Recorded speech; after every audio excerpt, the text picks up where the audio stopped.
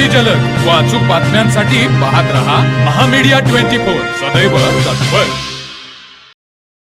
एकतर्फी प्रेमातून एका विवाहितेच्या घरावर तलवार घेऊन हल्ला करत वाहनांची तोडफोड केल्याची धक्कादायक घटना कोल्हापुरातील रेसकोर्स नाका येथे घडली आहे। या प्रकरणी जुना राजवाडा पोलिसांनी मुख्य आरोपी रोहन शेखर ठोंबरे आणि त्याचा मित्र अजिंक्य महेश सावखे दोघे राहणार मंगळवार पेठ कोल्हापूर यांना तातडीने अटक केली आहे।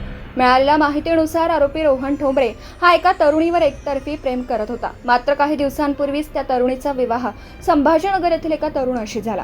याच रागातून आरोपी रोहनने त्याचा मित्र अजिंक्य सावखे याला सोबत घेऊन थेट विवाहितेच्या घरासमोर गाठले। तिथे त्याने मोठ्याने शिवीगाळ करत हातात तलवार घेऊन दहशत माजवली आणि घरासमोर लावलेल्या 2 दुचाकींची तोडफोड केली। एवढंच नव्हे तर तलवार उगारून तो संबंधित महिलेच्या अंगावरही धावून गेला।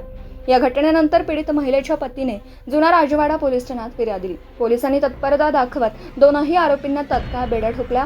परिसरातील आरोपींची दहशत संपवण्यासाठी पोलीस निरीक्षक किरण लोंढे यांनी आरोपींची घटनास्थळावरून धिंड काढली। गुन्ह्यात वापरलेली तलवार आणि दुचाकी पोलिसांनी जप्त केली असून न्यायालयाने दोनही आरोपींना 1 दिवसाची पोलीस कोठडी सुनावली आहे। तर मग चला सबस्क्राईब करायला विसरू नका महामीडिया 24 न्यूज चॅनलला। महामीडिया 24 सदैव तत्पर।